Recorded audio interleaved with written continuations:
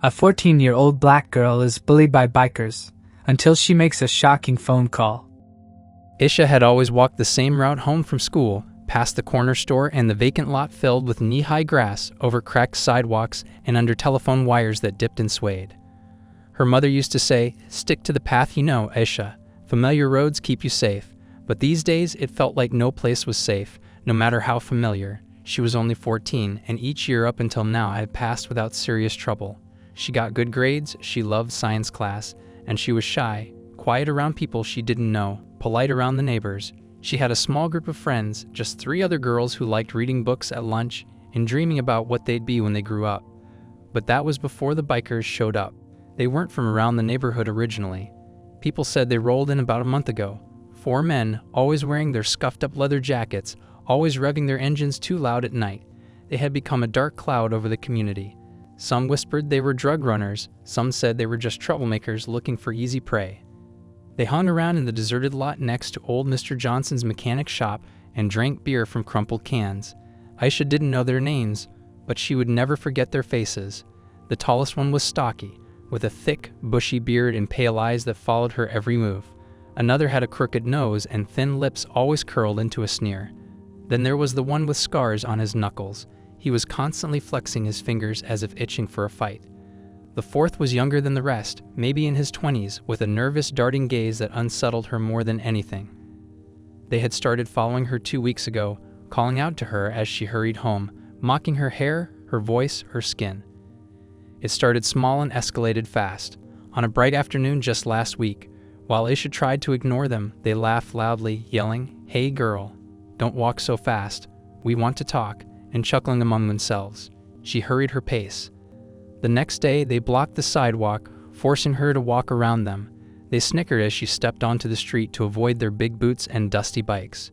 She told her mother only that something was making her nervous outside, but her mother, bone-tired from working 2 jobs, just said, "If anyone bothers you, go straight to the police station down the road."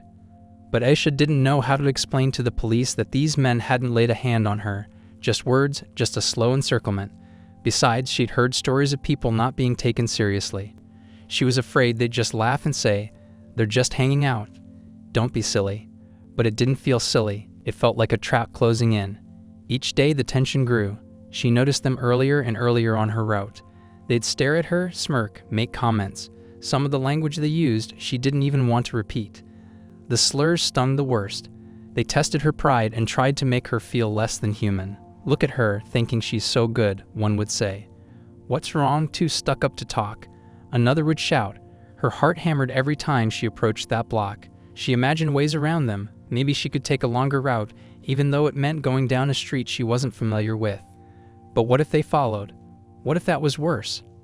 On this particular afternoon, as Aisha turned the corner at the old grocery store, she could already hear the low rumble of their laughter. Her stomach twisted into a knot. The day at school had been normal: algebra test, reading assignment, a chat with her friend Camille about a funny video they saw online. But all of that faded when she thought about the 4 bikers. She was still a few houses away when their voices reached her ears. She tried to steel herself. "Don't look at them," she told herself. "Keep your head up, walk quickly, ignore them, and get home." They were waiting by a row of parked bikes. The air smelled of gasoline and sweat. She caught a glimpse of their boots shifting in the dust. As she approached, one stepped forward. It was the tall one with the beard. He stood directly in her path, arms folded, face twisted into a mocking grin. Aisha stopped a few feet away. Her heart pounded so loudly she thought they could all hear it. Her mind raced. Should she turn around? Should she scream? She knew there was no one close enough to help. The late afternoon sun cast long shadows, and most of the neighbors had retreated indoors to escape the heat. "Were you going in such a hurry?" the bearded one asked. His voice was deep and rough, and his eyes were on her like a hawk sizing up a mouse. Isha managed, voice quavering, "I'm just going home." The other 3 men formed a loose semicircle. The younger one with the darting eyes rubbed his arms nervously. The one with the crooked nose laughed under his breath. The knuckle-scarred man cracked his knuckles slowly, 1 finger at a time. "How about you say hello first?" said the bearded one, stepping closer. She could smell the old beer on his breath. "Didn't your mama teach you any manners?" Isha wanted to run, but her legs felt like concrete. She looked past him, at the empty lot beyond, as if hoping some miracle would appear. Maybe Mr. Johnson would come out, maybe a car would turn the corner, something. Anything. But there was only silence, the faint chirp of a distant bird, and the low hum of traffic blocks away. "Hello," she said softly, forcing the words out. Her voice shook. The bearded man smirked. There was that so hard. He turned slightly to his friends, pleased with himself. "Now, what's your name, little lady?" "Aisha," she said, almost in a whisper. "Aisha," he repeated, rolling the word around in his mouth like a piece of candy he didn't know if he liked. "You live around here, Aisha?" She hesitated. "Yes," she said at last. The crooked-nosed biker stepped forward. "We see you every day," he said. "You always run by like you're better than us. Too good to stop and chat." His tone was mocking, eyes narrowing as if daring her to say something back. Aisha pressed her lips together. She felt tears threatening at the corners of her eyes, but she refused to cry in front of them. She had never felt so powerless. They surrounded her, leering, taunting, making her feel small and alone. She had no idea why they chose her. Maybe they thought she was weak. Maybe they just liked scaring a young black girl who wouldn't fight back. Rage and fear tangled in her chest, a storm with no outlet. The bearded man reached out, as if to tap her shoulder, and she flinched back. He laughed. Scared, he said, "Don't worry, we're not gonna hurt you. We just want to know who's walking through our territory, that's all." Their territory. They spoke like they owned the streets. But these streets had belonged to the neighborhood long before they roared in with their motorcycles. Aisha had grown up here, learned to ride her bike right down this sidewalk, played hopscotch with Camille and Tamika and Rena 2 houses down. Now all that history felt stained by their presence. "I'm just passing by," Aisha managed. I'm not doing anything." "Relax," said the scar-knuckled biker, grinning as he cracked his knuckles again. "We're just getting to know you." Then he lowered his voice to a menacing whisper. "And you better not talk to anyone about us, understood?" Aisha's stomach dropped. The threat was clear. They wanted her silent, wanted her scared, wanted her to keep their presence a dark secret. She nodded quickly, desperate to get away. If only one of the neighbors would step outside, if only a car would roll by, anything to break this moment. But no one came. "Good girl," said the bearded one. He stepped aside slowly, making a show of it. "Go on home, Aisha. Be a good neighbor." She didn't think twice. She rushed forward, trying not to break into a full sprint, but unable to control the trembling in her legs. She heard their laughter behind her, cutting into her like a blade. The day was warm, but she felt a cold sweat run down her back. She didn't stop until she was half a block away, and even then she checked behind her shoulder. They stood there, watching like predators who just toyed with their prey and let it go for now. When she reached her front door, her hands shook so badly she could barely fit the key in the lock. The house was quiet. Her mom wouldn't be home from her second job until well after dark. Aisha stepped inside, locked the door, and leaned against it, trying to calm her breathing. She could still smell their leather jackets, still feel the hateful way they looked at her. In the silence of the hallway, surrounded by family photos and the lingering smell of last night's dinner, she felt tears slip down her cheeks. She didn't want this to be her life, walking home terrified of 4 grown men who seemed to enjoy making her feel helpless. She thought of calling the police just like her mom said, but fear froze her. She didn't trust that a complaint from a shy 14-year-old girl would get immediate action. And what if the bikers found out she snitched? Aisha shuddered. No, she needed something different, someone who would actually help, someone who could strike back in a way these men wouldn't expect. Aisha stared at the hallway phone. It was an older, corded phone, barely used now that everyone had mobile phones, but her mother still kept it connected for emergencies. On the little side table next to it, Aisha noticed an old photograph in a wooden frame. It showed her father. He had passed away before she turned 10, smiling beside her uncle Samir. They were both young in that picture. She remembered stories her father used to tell about Samir, who was always traveling, always living someplace new, getting involved in things Aisha never quite understood as a child. He was a distant figure now, someone she and her mother rarely mentioned. The last she'd heard, he lived in another city, or maybe even another country. She sighed heavily. Uncle Samir, she wasn't sure what he did exactly, only that her mother once muttered he was someone who knows how to handle himself. A faint memory surfaced. Her father had told her that if she ever needed real help and he wasn't around, she could call Samir. That was before he died, of course, and Aisha never thought she'd need to. They hadn't spoken in years. Did she even have his number? Aisha opened the small drawer under the phone. Inside were old address books, slips of paper, business cards, and phone lists.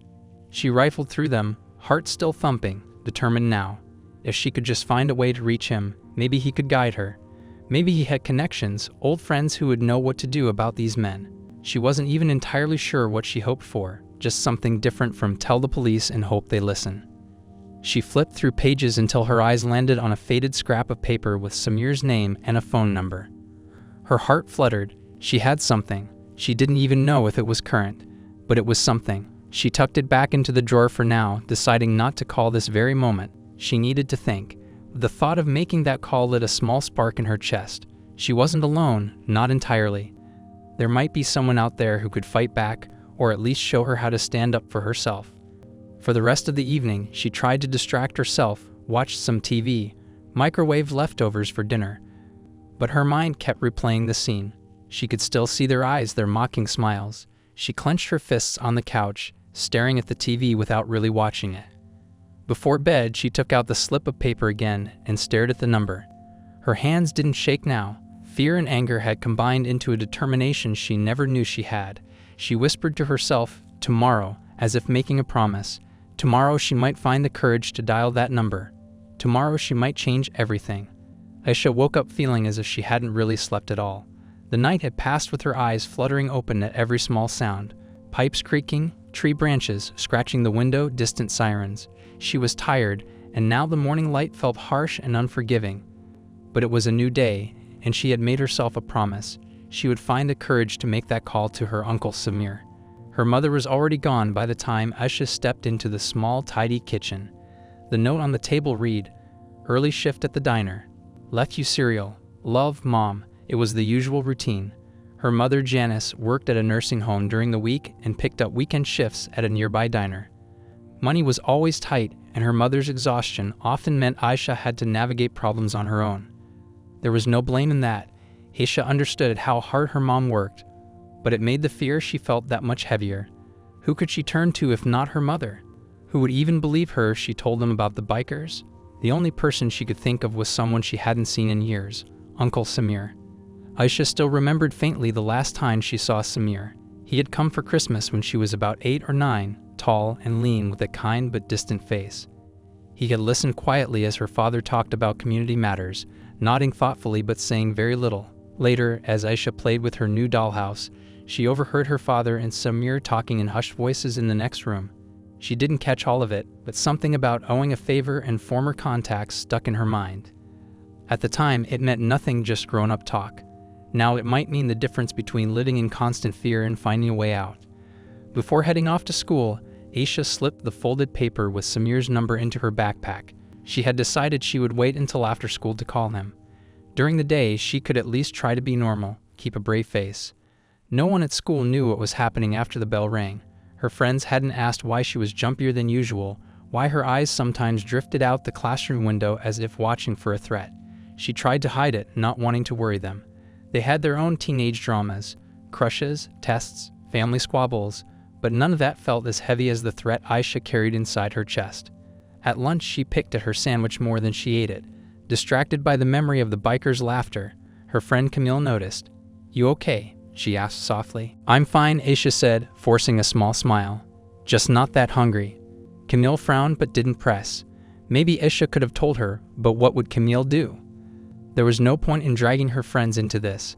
Aisha was the one who had to pass that block every afternoon. She was the one they singled out. When the final bell rang, Aisha lingered in the school courtyard a bit longer than usual, hoping the bikers might get bored or move on if she stalled. She considered calling the police right now, but the idea of trying to explain everything made her chest tighten. She had no proof the bikers did more than harass her. Fear of not being believed, or worse, of the bikers finding out, kept her fingers from dialing 911. Eventually, she couldn't wait any longer. She couldn't spend the night at school. Taking a deep breath, she decided to try a different route home today. Rather than heading straight down the usual street, she cut through an alley behind some old houses. She didn't know this area well. Trash bins lined the narrow passage, and the smell was unpleasant. But if it meant avoiding them, she'd deal with a little bad smell. Her heart hammered as she peeked around the corner, scanning for any sign of leather jackets or gleaming motorcycles. Nothing. Just a couple of stray cats and a row of fences. She moved on quickly, shoulders hunched, trying not to draw any attention. By the time she got to her block, she felt hopeful. Maybe they were gone today, or at least hadn't expected her to take a different path.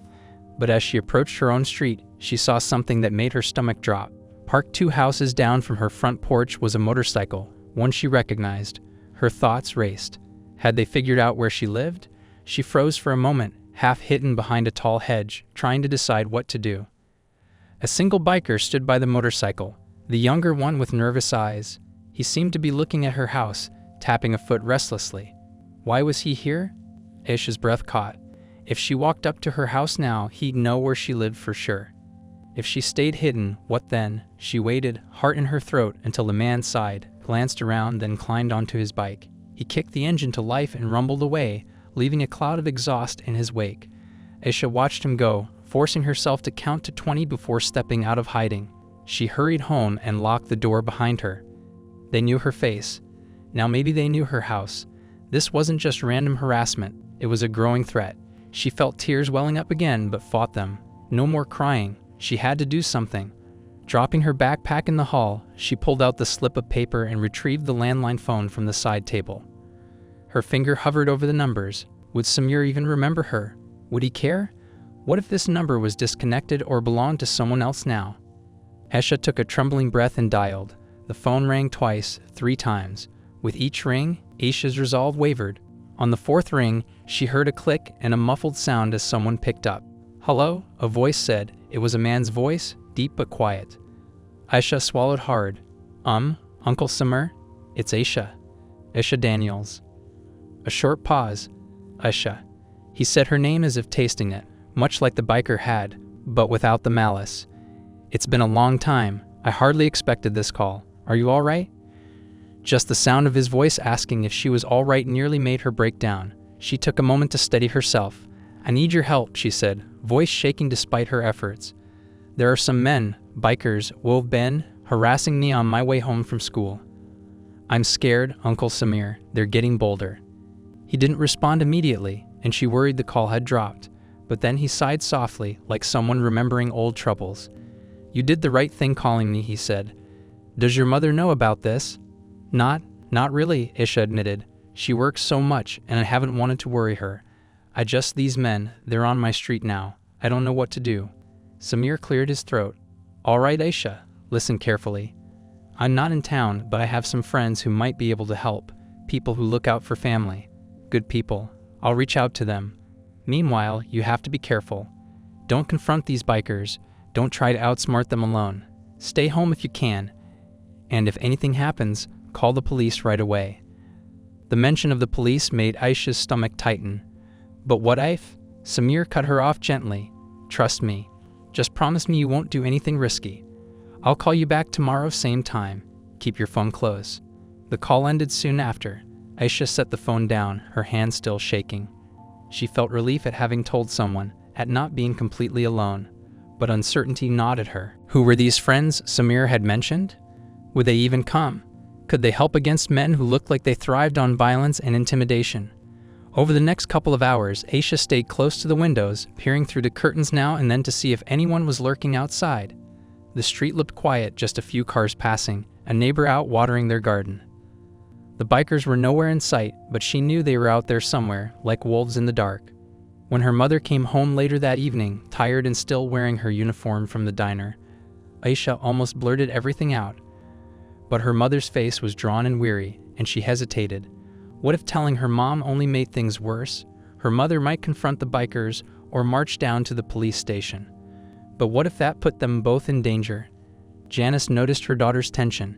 "You okay, honey?" she asked, pulling off her jacket and hanging it by the door. The air smelled of grease and coffee from the diner. "Just a tough day at school," Aisha said, forcing a smile. She hated lying, but she didn't see a better option right now. "I'm kind of tired. I think I'll just read in my room." Her mother frowned, clearly concerned, but didn't push. "All right, baby. Just know I'm here if you need to talk." Aisha nodded and slipped down the hallway, closing her bedroom door behind her. This was her safe space, a world of posters and stuffed animals, notebooks and favorite novels. She sat on her bed and tried to read something for her literature class, but the words swam on the page, unwilling to settle. All she could think about was Samir's voice on the phone and the memory of those men blocking her path. What kind of friends could Samir call upon? Back in the day, her father used to mention Samir had traveled widely and made connections with all sorts of people, community organizers, maybe even some ex-military folks who left behind a life of violence to protect others. The specifics were always vague, but if anyone could bring in help that wouldn't turn their backs on her, it would be Samir. That night, as darkness fell, she jumped at every unexpected sound. She double-checked the locks and even pushed a chair against the door. She considered calling Samir again, but he'd said tomorrow. She didn't want to seem helpless. Instead, she tried to relax, pulling a blanket around her shoulders and focusing on the quiet rhythm of her breath. Sleep was elusive, her mind crowded with images. The biker's sneers, the roar of a motorcycle, the hush of Samir's voice. She wondered what kind of power Samir really had, what he could possibly do from afar. Would he send someone to watch her house to drive the bikers away? Would he come himself? The thought of Samir arriving, stepping off a train or plane like a mysterious guardian, gave her a sliver of hope. She had to trust that help was on its way. Early the next morning, she rose before her alarm and peeked outside. The street looked ordinary, blue-gray dawn light, a car or two heading to work, a neighbor's dog sniffing a patch of grass. No bikers. She ate cereal quietly, her mind already rehearsing what to do after school. Maybe she'd vary her route again, or maybe she'd walk home with a large group of classmates. Strength in numbers, anything to keep them off her back until Samir's plan came together. As she stood by the front door, about to head out to school, her gaze drifted to the landline phone. She held it in her mind's eye, recalling how her voice had sounded when she spoke to Samir, shaken but determined. She realized with a touch of surprise that calling him had given her a new kind of strength. She was still scared, yes, but now she had something else, hope that she wasn't alone. She clung to that feeling as she stepped outside, checking both ends of the street before walking away. She could still taste fear at the back of her throat, but now it mixed with the sense that something was changing. She had taken a step the bikers never expected her to take. They saw her as a frightened, isolated girl. They would never guess she had made a call that might bring forces to bear against them, forces they knew nothing about. With that thought, Aisha set off for school, head a bit higher, heart still pounding, but alive with possibility. She would survive this. She would endure. And soon, maybe she would see those men face a reckoning they never imagined. All day at school, Aisha struggled to focus on her classes. She tapped her pencil during math, stared blankly at her history book, and barely said a word during lunch. Her friends, used to her quiet nature, didn't push too hard, but Camille did ask, "Are you sure everything's okay?"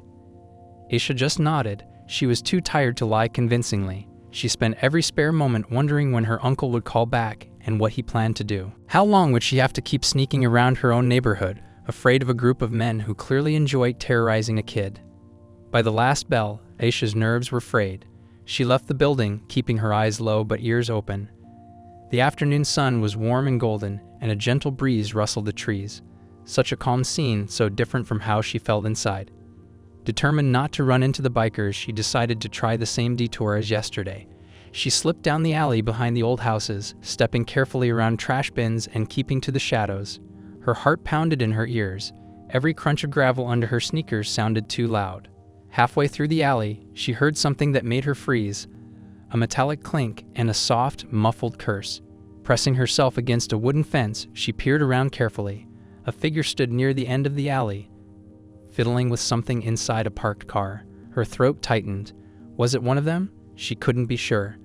The man wore a cap pulled low, a plain t-shirt and jeans. No leather jacket, no bike in sight. But that didn't mean much. After a tense moment, the man straightened up. Aisha held her breath, praying he wouldn't see her. Then he turned and walked away, heading out of the alley and onto the side street. She waited, counting silently to 20 before continuing on her route. Every second spent outside felt dangerous now. When she reached her block, relief washed over her. She saw no motorcycles, heard no rude laughter. The street looked quiet. She hurried to her front door, unlocked it, and stepped inside. Safe, at least for now. She set her backpack down and went straight to the phone in the hall. No messages, no missed calls. Her uncle had said tomorrow, and it was still early. She decided to get a snack, watch some TV, and wait. The hours crawled by. She tried to do homework, but the numbers blurred in front of her eyes. She checked the time repeatedly. Her mom wouldn't be back until much later. The silence in the house pressed down on her, reminding her she was alone. What if Samir didn't call? What if he couldn't help? Then, just as the sun was dipping low, the phone rang. Aisha jumped up so fast she nearly knocked over a chair. She lifted the receiver with trembling hands. "Hello? It's me," said Samir's voice on the other end. "Any trouble today?" She closed her eyes in relief. "No," she whispered. "I managed to avoid them. But they were on our street yesterday. I'm scared they know where I live." Samir's voice was calm and steady. "That's possible. But don't panic. I've reached out to someone I trust, a friend named Malik. He was close to your father back in the day. Malik and a couple of people from the community will be around your area tomorrow. They'll keep their distance, but they'll watch over you. You may not see them, but they'll be there just in case." Aisha swallowed. "Is that safe? These men, they don't seem afraid of much." "Malik knows how to handle himself," Samir said. "He's worked in neighborhood patrols, community defense programs, things I can't talk about in detail. Just know he's good at what he does. If these bikers try anything, he'll step in. But listen, Aisha, the goal isn't for you to fight them. It's to gather what we need to make sure they can't harm anyone else." She frowned. "What do you mean?" "We need more than just your word if we're going to put a stop to this," he explained. "If Malik and his people can observe them harassing you, if we can record something or identify who they really are, we'll have proof. That's when we can bring the authorities in properly or deal with it in a way that ensures they never come back." Aisha's heart sank. Proof. She hadn't thought about that. She just wanted them gone. "You want me to let them harass me so you can catch them?" Samir's voice softened. "I know it's asking a lot. I don't want you in danger. Malik will intervene before anything serious happens, but we need their faces, their actions on record. Without that, it's just your word against theirs. They'll slip away, maybe come back when no one's looking. Do you understand?" Her mind whirled. She understood logically, but the idea of walking straight into their taunts again made her stomach churn. Yet what choice did she have? If they stayed silent, the bikers could continue terrorizing her and maybe even others. Aisha took a shaky breath. "All right," she said quietly. "I'll do it, but please make sure I'm not alone." "You won't be," he assured her. "Malik will call me once he's set up. Stay strong, Aisha. Your father would be proud of you." At the mention of her father, tears pricked her eyes. She barely remembered him, but she knew he had cared deeply about justice, about helping those in need. She took a moment before answering, "Thank you, Uncle Samir." After hanging up, Aisha paced the living room. She was in over her head, but at least now there was a plan. She checked the window and saw nothing suspicious. If Malik and his friends were already in town, she couldn't tell, but Samir's calm, confident tone gave her a shred of hope. That night, she rehearsed what she would do. She would walk home the usual way, not trying to dodge the bikers. If they approached, she would stay calm, speak as little as possible, and trust that someone was watching. The thought terrified her, but she reminded herself that doing nothing would mean living in fear forever. If this was the path to ending it, she'd summon the courage. The next day came too soon, bringing with it a nervous tension that weighed down on her shoulders. At school, the lessons passed in a haze. Lunchtime, she felt so unsettled she barely spoke to anyone. When the final bell rang, she actually considered staying at school again or taking a different route. But she forced herself to remember Samir's words. Malik would be there. She had to trust him. She left the building slowly, scanning the street. Kids poured out of the school in groups, laughing and shouting. Cars lined up for pickup. It all looked so normal that Aisha almost forgot her fear. Almost. She walked toward home, forcing herself along the route that led past the abandoned lot and Mr. Johnson's mechanic shop. As she neared the familiar block where the bikers hung out, her heart thundered. She wiped her sweaty palms on her jeans and tried to walk casually. Then she spotted them, 2 of them today, leaning against their motorcycles. The bearded one and the knuckle-scared one. Her skin crawled at the sight. They hadn't noticed her yet. Should she walk past? Maybe they'd just glare and not say anything. That would be too easy though. She needed them to reveal themselves. Sure enough, as soon as she got closer, the bearded one nudged his friend and nodded toward her. They pushed off from the bikes and approached, blocking her path. "Where you been, girl?" the bearded one asked, folding his arms over his chest. "We didn't see you yesterday. You hiding from us?" Aisha cleared her throat. She tried to keep her voice steady. "I took a different way home, that's all." Knuckle-scarred smirked. "Different way, huh? Trying to avoid us. That's rude." He cracked his knuckles loudly, one at a time, as if signaling a threat. Her heart slammed against her ribcage. She glanced around, trying not to be too obvious. Where was Malik? She saw no one except these two men in the empty street. Her chest tightened with fear. She had to trust that help was near, even if she couldn't see it. "I'm just going home," she said quietly, wishing her voice were stronger. The bearded one stepped forward, close enough that she could smell his leathery jacket and stale beer. "You look scared. Relax, we're not gonna hurt you. We just want to talk." She clenched her fists at her sides, trying not to show how petrified she was. Any moment now, Malik, any moment. She forced herself to meet his gaze. "What do you want from me?" He shrugged, leaning in, making himself seem bigger. "Just making sure we know who comes through our turf. Maybe we don't like strangers." Her mouth went dry. "I'm not a stranger. I live here." Knuckle Scared chuckled. "Not for long if you don't learn some manners." Aisha's pulse pounded in her ears. This was getting uglier. She considered turning and running, but she forced herself to stay put. Suddenly, a distant car engine hummed behind her. She dared a quick glance over her shoulder and caught sight of a dark-colored SUV rolling slowly down the street. Its windows were tinted, and it moved at a crawl, almost like it was watching. Was that Malik's people? The bikers seemed to notice too, because the bearded one glanced at the SUV. His brows drew together in suspicion. For a moment, no one moved. Aisha thought she saw a subtle shift in the air, like the tension before a storm breaks. Then, a door on the SUV opened. A large man stepped out, tall and broad-shouldered, wearing a dark polo shirt and jeans. He had a calm, steady look about him. He didn't shout or run toward them. He just stood there, arms at his sides, observing. Another figure stepped out from the passenger side, an older woman with gray hair pulled back into a tight bun. She folded her arms and stared, her expression stern. The bearded biker's eyes narrowed. "You know these people?" he hissed at Aisha. Aisha shook her head, unable to find her voice. She hoped he couldn't see the relief flooding through her. Knuckle Scared glanced nervously at the newcomers. "Hey, mind your own business," he shouted at them, raising his voice to sound tough. But the man and woman from the SUV didn't retreat. They just watched, silent and steady. Aisha sensed this was the moment. The bikers had been caught mid-threat. Someone else was finally seeing them for what they were. Suddenly emboldened, she took a step back from the bearded man. "I'm going home now," she said, her voice louder than before. He snarled something under his breath, but didn't stop her. The presence of these silent watchers seemed to rattle him.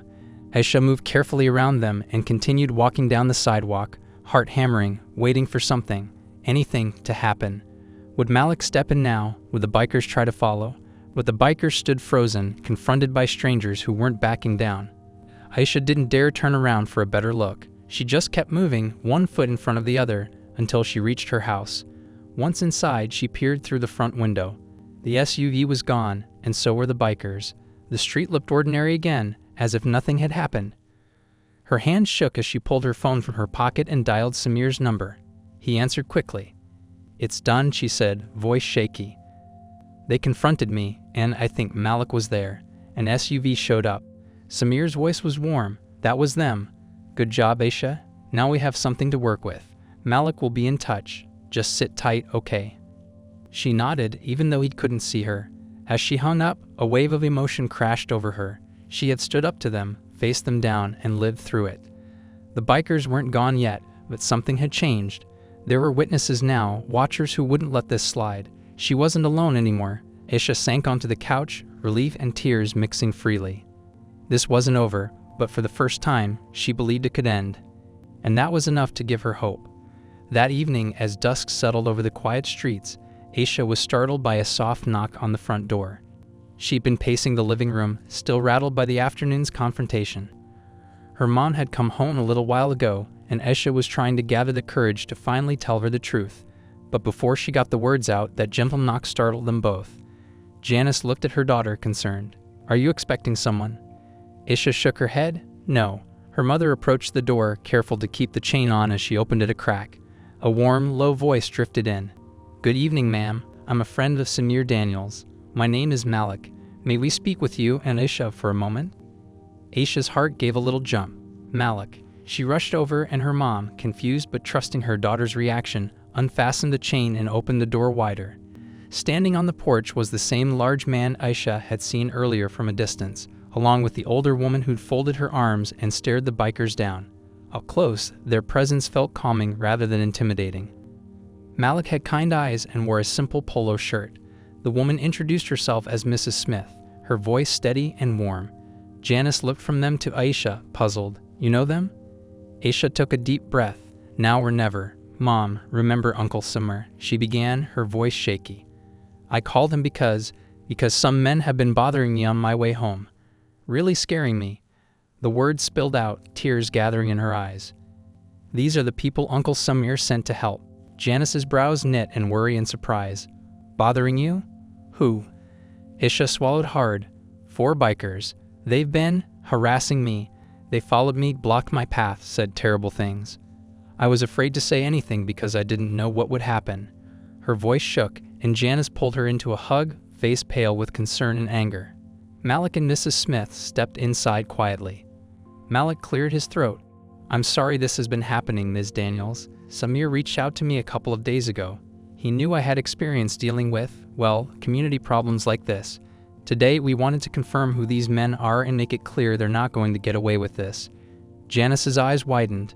Aisha Beatty, why didn't you tell me? Aisha's voice was thick with tears. I didn't want to worry you. You work so hard, and I didn't think anyone would believe me. They never touched me, just scared me. But I was terrified every day. Janice pressed her lips together, tears shining in her eyes.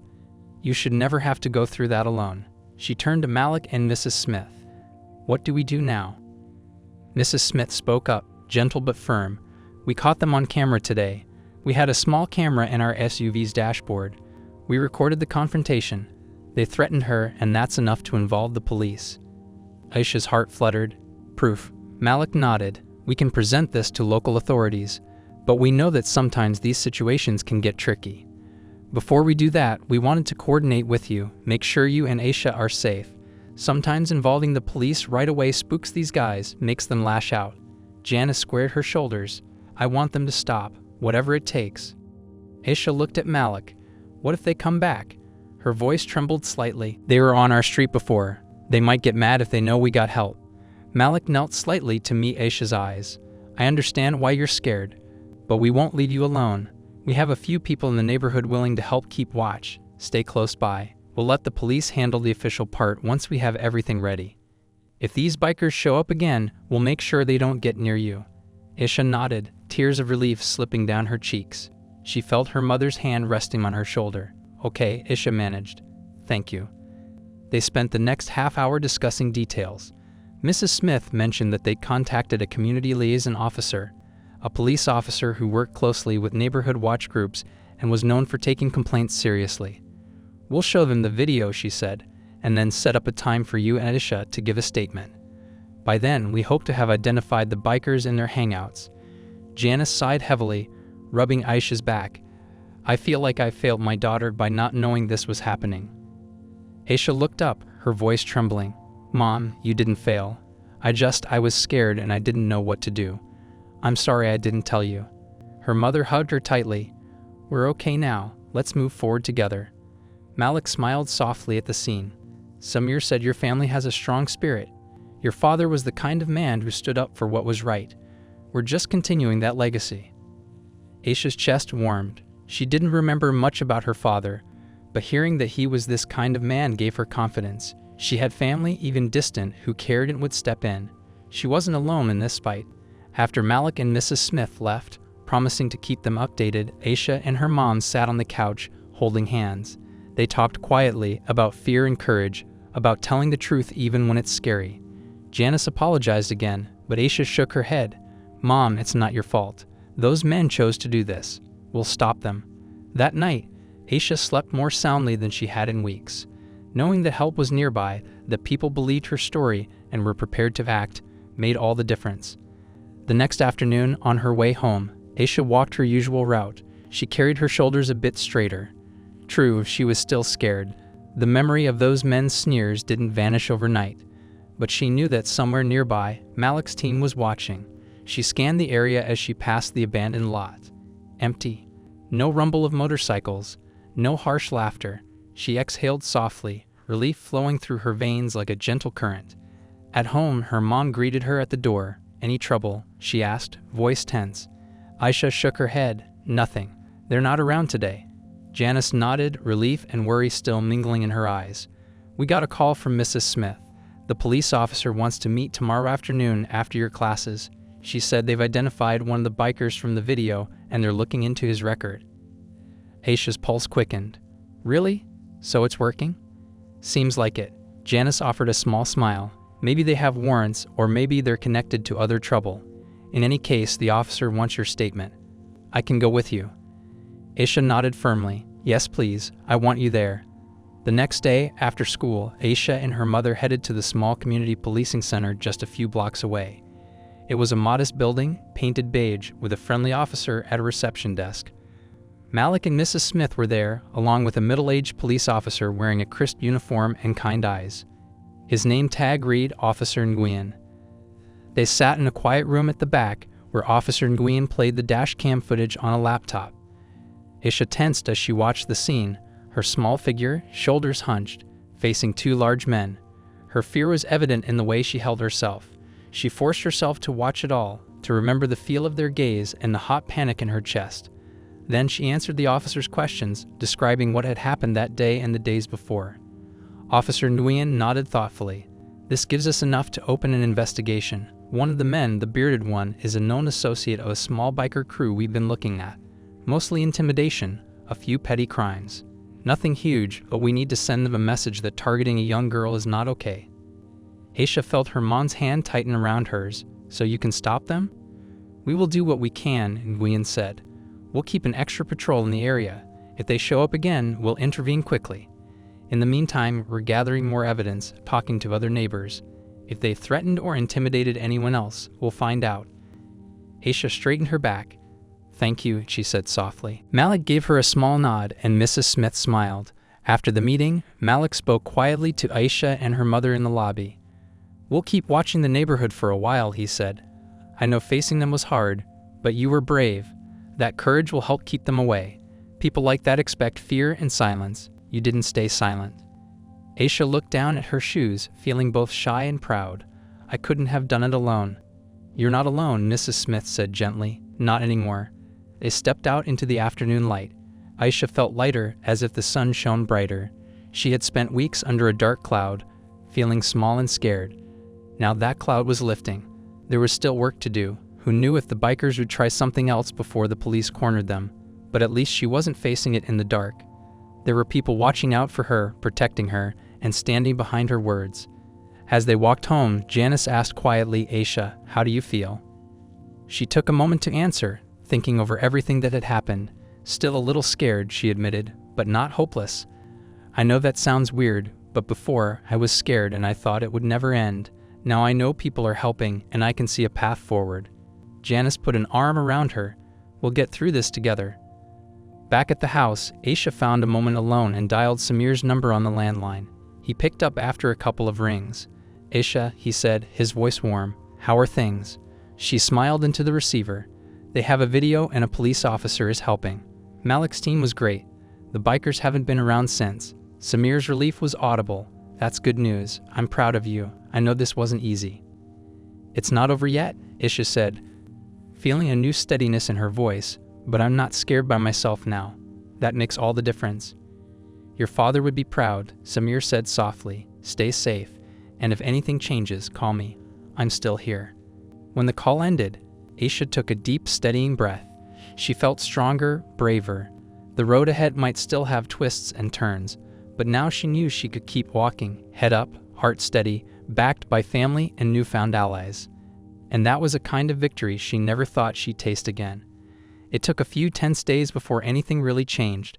Aisha walked her usual route home from school, always a bit on edge, scanning for any sign of the bikers.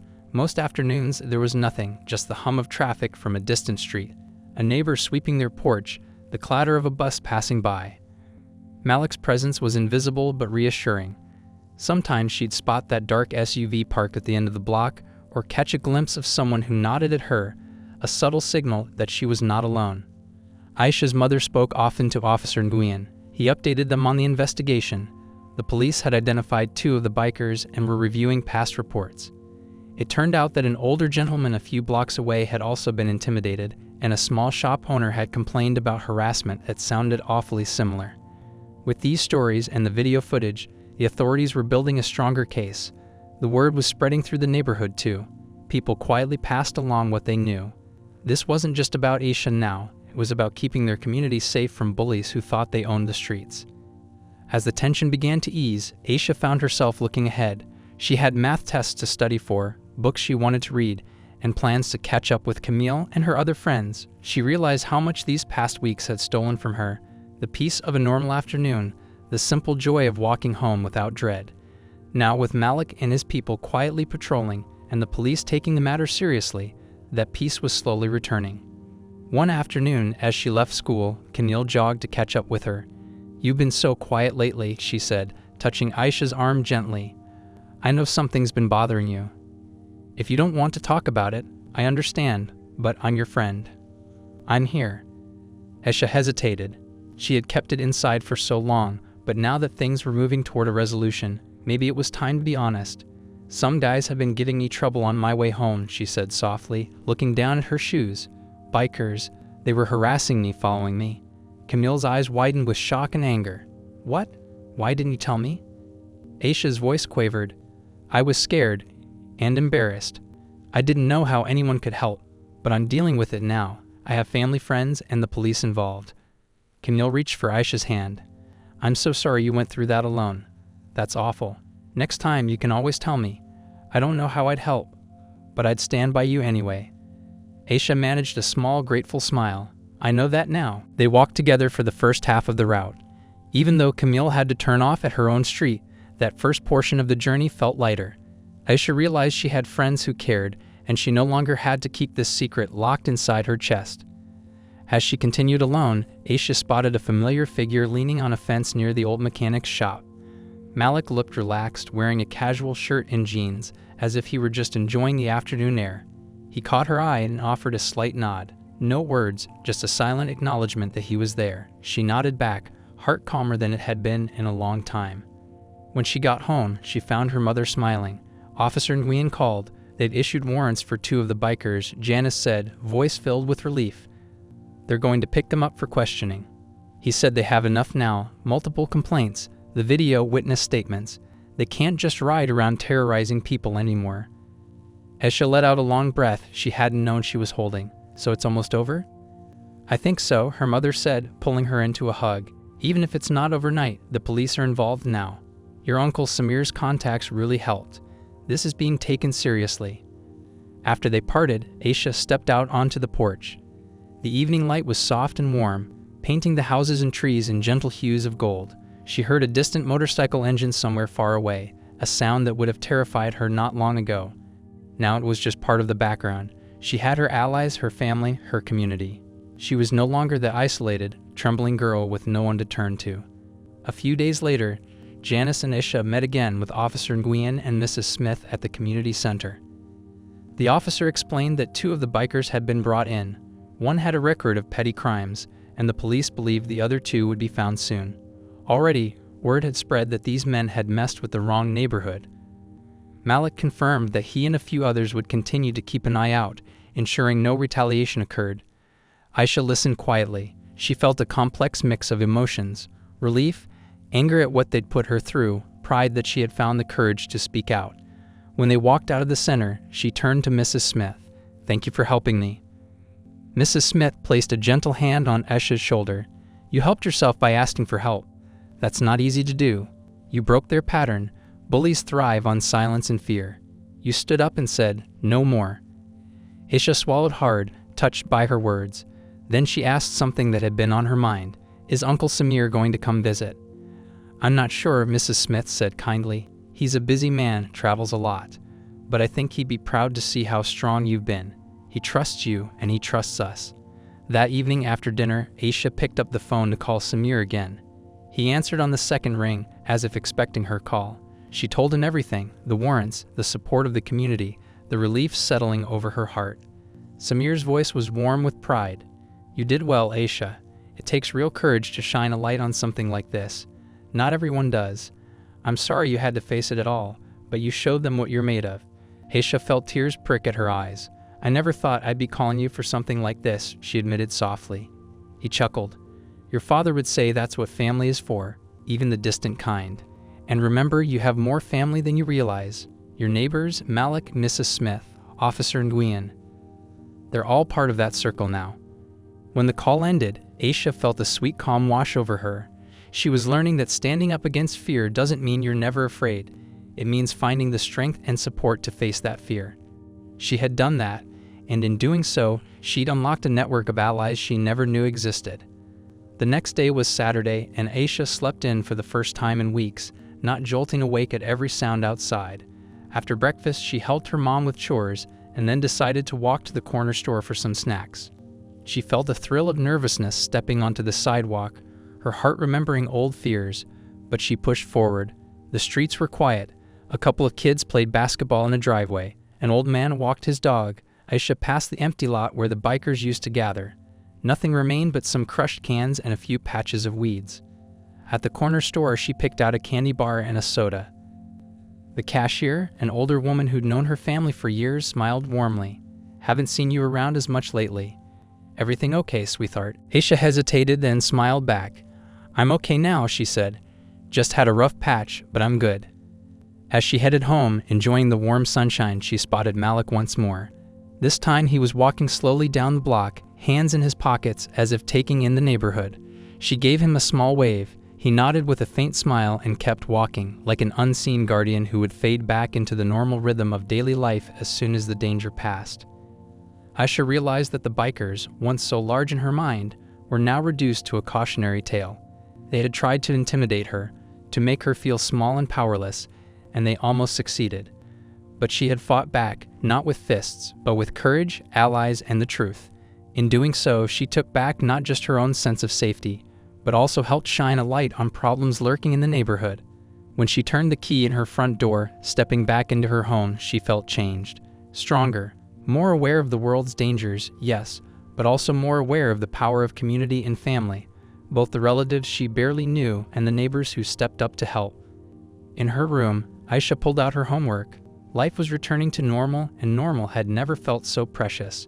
She had a future full of possibilities, and no one was going to make her afraid to walk down her own street. She smiled to herself, took a deep breath, and started working on her math problems. Outside, a faint breeze rattled the windows, the steady hum of everyday life continuing. The storm had passed, leaving Aisha wiser, braver, and certain that no matter how tough things got, she would never have to face them alone again.